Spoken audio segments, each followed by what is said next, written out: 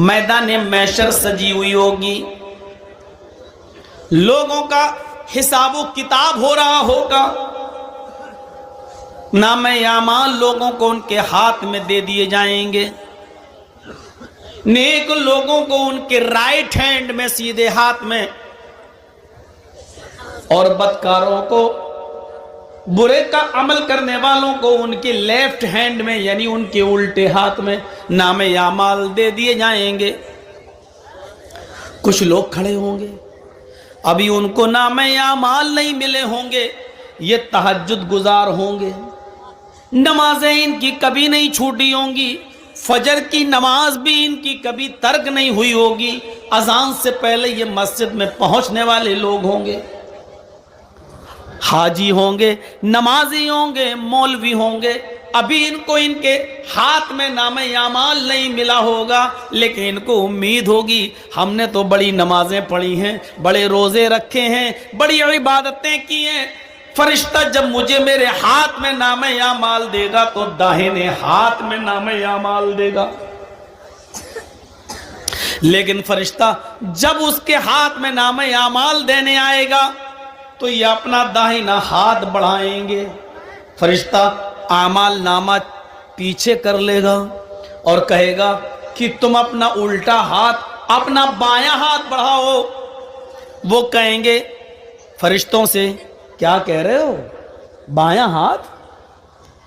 हमने तो नमाजें पढ़ी हैं, हमने तो रोजे रखे हैं, हमने तो हज किए हैं, हमने तो तहज्जुद पढ़ी हैं, हमें उल्टे हाथ में नामे आमाल क्यों दोगे?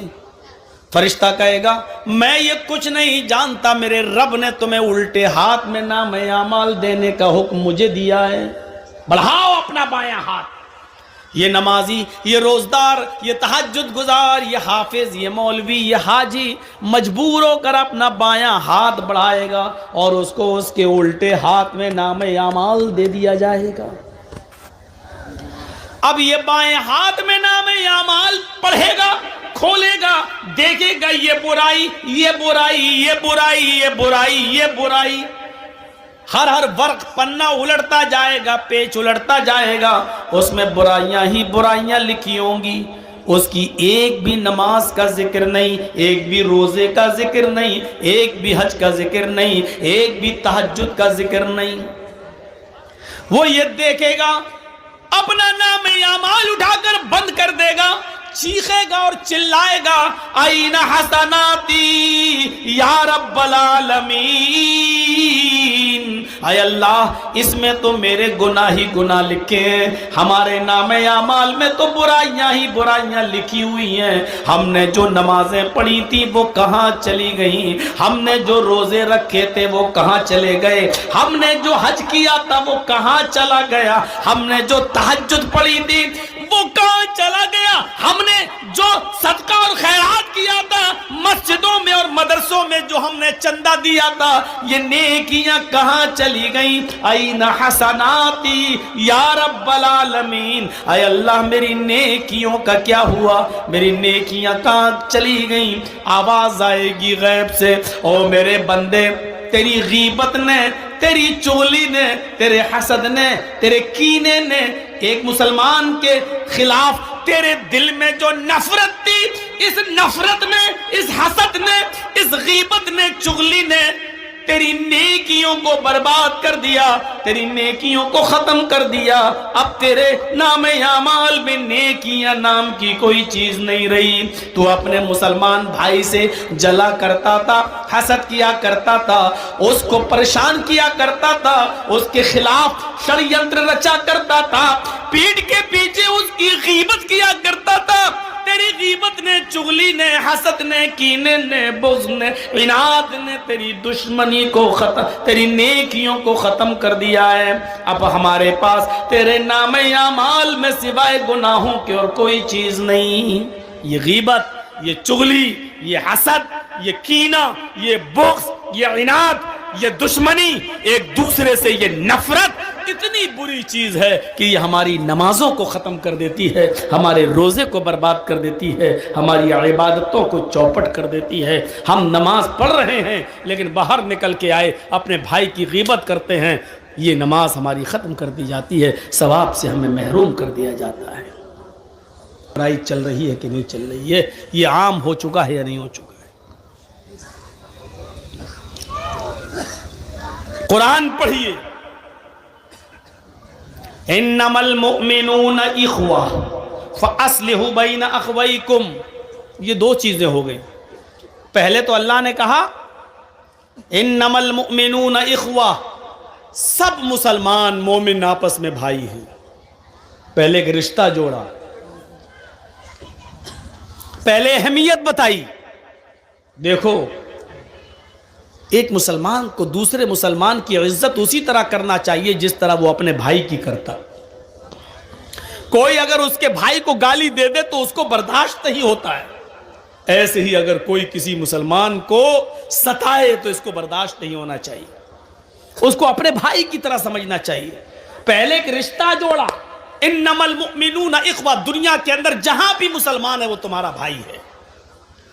اور پھر دوسری چیز بتائی فَأَصْلِحُوا بَيْنَ أَخَوَيْكُمْ، جب تمہارے دو بھائیوں کے درمیان کسی بات کو لے کر تنازع ہو جائے، جھگڑا ہو جائے، اختلاف ہو جائے، کسی بات کو لے کر من مٹاؤ ہو جائے، کسی بات کو لے کر ان دونوں کے درمیان جدائی ہو جائے، تو یہ گاؤں والوں کی ذمہ داری ہے، یہ سماج کی ذمہ داری ہے، یہ پوری قوم کی ذمہ داری ہے کہ ان دو مسلمان بھائیوں کے درمیان اس لڑائی کو زیادہ دنوں تک نہ رہنے دیں، بلکہ پورا سماج مل کر ان دونوں کو ملا دے۔ فَأَصْلِحُوا بَيْنَ أَخَوَيْكُمْ، سماج کے لوگوں کو چاہیے کہ ان دونوں کی صلح کرا دیں، ان دونوں کو ملا دیں۔ یہ دوسری چیز ہے۔ دو چیزوں پر غور کریے گا آج کی تقریر میں، بس پہلی چیز سب بھائی ہیں، اور دوسری چیز دو بھائیوں کے درمیان، دو مسلمانوں کے درمیان، صرف دو، یہاں تو پورا خاندان پورے خاندان سے دشمنی مول لیے ہوئے، صرف دو مسلمانوں کے درمیان اگر گاؤں میں کوئی لڑائی ہے آپس میں کسی بات کو لے کر، اور آپ کو معلوم ہے کہ یہ دونوں ایک سال سے نہیں بول رہے ہیں، 2 سال سے نہیں، تو یہ پورا سماج گناہ گار ہوگا، پورا گاؤں گناہ گار ہوگا۔ پورے گاؤں کی اور پورے سماج کی ذمہ داری یہ بنتی ہے کہ ان دونوں کے درمیان صلح کرا دیں۔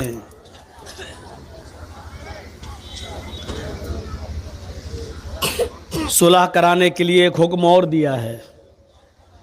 جھوٹ کتنی بری چیز ہے، کوئی اگر اپنے منہ سے جھوٹ بولتا ہے تو اللہ کے نبی صلی اللہ علیہ وسلم نے فرمایا کہ جب کوئی بندہ جھوٹ بولتا ہے تو اس کے منہ سے اتنی گندی بدبو نکلتی ہے کہ اس کی بدبو سے فرشتہ 1 میل دور بھاگ جاتا ہے۔ یہاں سے آپ اندازہ لگا سکتے ہیں کہ جھوٹ کتنی بری چیز ہے۔ ایک حدیث میں آتا ہے کہ اللہ کے نبی سے کسی صحابی نے پوچھا، اے اللہ کے رسول کیا مومن بزدل ہو سکتا ہے؟ اللہ کے نبی نے کہا ہاں ہو سکتا ہے۔ دوسرا سوال کیا، اے اللہ کے نبی کیا مومن بخیل ہو سکتا ہے، کنجوس؟ آپ نے کہا ہاں ہو سکتا ہے، اس نے پیسہ زیادہ کما لیا ہو اور اللہ کی راہ میں زیادہ خرچ نہ کرے، کنجوس ہو سکتا ہے، بخیل ہو سکتا ہے، مال و دولت کی محبت اس کے دل میں آ سکتی ہے، ہو سکتا ہے مومن بخیل بھی ہو سکتا ہے، مال و دولت کی محبت اس کو آ سکتی ہے، بزدل بھی ہو سکتا ہے، بخیل بھی ہو سکتا ہے۔ پھر پوچھنے والے نے پوچھا، اے اللہ کے رسول کیا مومن جھوٹا بھی ہو سکتا ہے، کیا جھوٹ بھی بول سکتا ہے؟ تو اللہ کے رسول نے کلیئر کر دیا، فرمایا واللہ المومن لا یکذب، اللہ کی قسم جھوٹ بولتا ہو وہ مومن ہو ہی نہیں سکتا۔ مومن اور جھوٹ، مسلمان اور جھوٹ، یہ دو الگ الگ چیزیں ہیں۔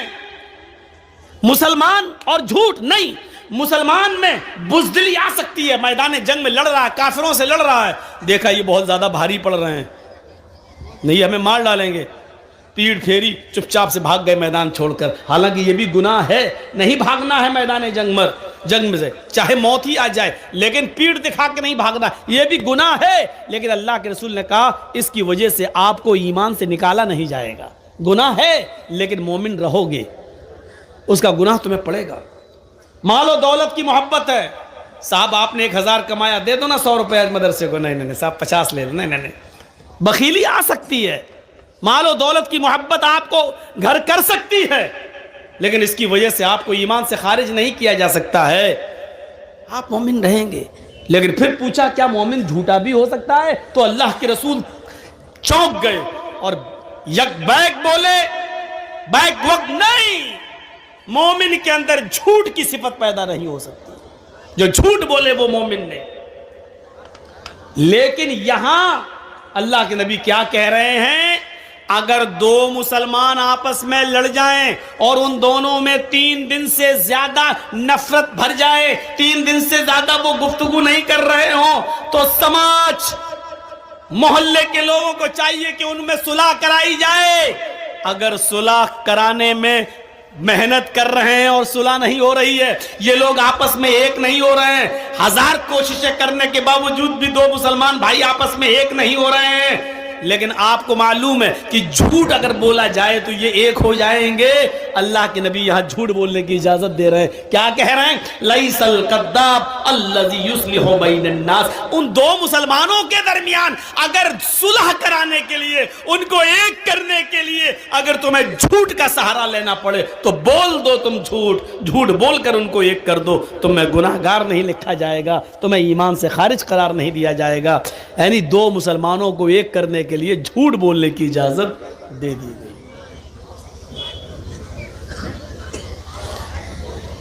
اسی طریقے سے اگر کسی کی بیوی ناراض ہو اور من نہ رہی ہو تو شوہر اپنی بیوی کو منانے کے لیے بھی جھوٹ بول سکتا ہے. لیکن اتنا بڑا جھوٹ مت بولنا کہ پکڑ جائے. ہائے اتنی محبت کرتا ہوں، تم کہو تو چاند توڑ کے لائے. ابے 1 میل تو اوپر جا نہیں سکتا تو 2,40,000 میل کی اونچائی پہ جا کے چاند توڑ کے لائے گا. تو اتنا بڑا بھی جھوٹ مت بولنا کہ بیوی کو یقینی نہ آئے. ہلکا پھلکا جھوٹ جس سے وہ مان جائے شوہر بول سکتا ہے، اجازت ہے، اس کے علاوہ اور کہیں نہیں. تو میرے بھائیوں آپ اندازہ لگائیے کہ ایک مسلمان کا دوسرے مسلمان کے ساتھ کیا معاملہ ہے کہ اگر جھوٹ بول کر بھی ان دونوں کو ایک کیا جا سکتا ہے تو کر دو. اس سے اندازہ لگا سکتے ہیں کہ جھوٹ جو اتنا برا ہو کہ بولنے والے کے منہ کی بدبو سے فرشتے 1 میل دور بھاگ جاتے ہوں، اور یہاں اجازت دے رہے اللہ کے رسول اگر ان دونوں کو ایک کرنے کے لیے جھوٹ کا سہارا لینا پڑ رہا تو لے لو. انما المؤمنون اخوہ، سارے مسلمان آپس میں بھائی بھائی ہیں. بھائی کا مطلب جانتے ہو؟ ٹرین پہ آپ سفر کریے کتنی جلدی دوستی ہو جاتی ہے. جرجی صاحب دلی سے بیٹھے کلکتہ آ رہے ہیں، ٹرین میں بیٹھے ہوئے ہیں، میری سیٹ ادھر ہے، میری سیٹ کے سامنے ایک اور مسلمان بھائی بیٹھا. ایک مثال دے رہا ہوں، پوچھنا نہیں کب کا واقعہ ہے، ایک مثال دے رہا ہوں. سامنے ایک اور مسلمان بھائی بیٹھا ہوا ہے، ہم اس کو نہیں جانتے، وہ ہمیں نہیں جانتا. میں نے اس کو دیکھا لگ رہا مسلمان، اس نے ہم کو دیکھا ہاں یہ بھی مسلمان. السلام علیکم وعلیکم السلام. اچھا ماشاء اللہ. کہاں جا رہے ہو؟ کلکتہ. کولکاتہ. اچھا میں نے پوچھا اچھا بھائی آپ کہاں جا رہے ہیں؟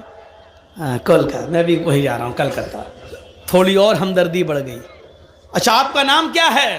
جی میرا نام محمد اسلم. آپ کا نام کیا ہے؟ میرا نام محمد جرجیس. ماشاء اللہ. اور تھوڑی قربت بڑھ گئی. دھیرے دھیرے دھیرے دھیرے اسی ٹرین میں ابھی 24 گھنٹے کا سفر ہے تو 4 گھنٹے میں ہی اتنی محبت بڑھ گئی کہ آپ چائے خرید رہے ہیں تو 1 نہیں 2، ایک مجھے پلا رہے ہیں، ایک آپ. میں کوئی چیز خرید رہا ہوں تو آپ کو دے رہا ہوں، ایک آپ ایک میں. تھوڑی اور قربت بڑھی. اچھا کہاں جاؤ گے؟ کولکاتہ میں مڈیا برج. آپ کہاں جائیں گے؟ ارے صاحب میں بھی وہیں جا رہا ہوں. لیجیے اور قربت بڑھ گئی.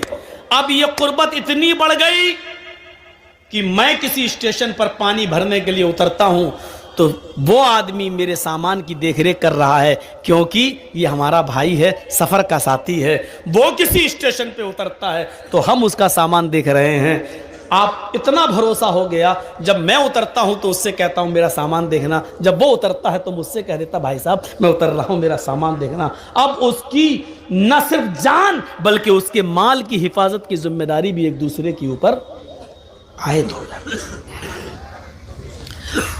15-16 گھنٹے 20 گھنٹے کے سفر میں صرف جان پہچان کی بنیاد اتنی سخت ہو جاتی ہے کہ آپ اس کی جان کے بھی محافظ ہو جاتے ہیں. اگر کوئی اس کو چھیڑے تو آپ اس کے لیے لڑنے لگتے ہیں. آپ کو کوئی گالی دے تو وہ آپ کا ساتھ دینے لگتا ہے. جب آپ اسٹیشن پہ اترتے ہیں تو آپ کے سامان کی حفاظت میں کرتا ہوں, میں اترتا ہوں تو آپ میرے سامان کی حفاظت کرتے ہیں. 15, 16, 20 گھنٹے کے سفر میں جب تم دونوں ایک دوسرے کی جان اور ایک دوسرے کے مال کے محافظ بن گئے, اللہ کے نبی کہتے ہیں یہ دنیا بھی ایک سفر ہے.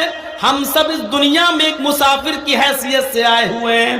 اس دنیا میں ہم سب سفر کر رہے ہیں. او لوگوں, چند گھنٹوں کی ملاقات میں جب تم ایک دوسرے کی جان کے اور مال کے محافظ رکشک ہو گئے ہو تو زندگی کے سفر میں بھی ایک انسان کا, ایک مسلمان کا کی جان اور ایک مسلمان کا مال دوسرے مسلمان کی اوپر حرام ہے.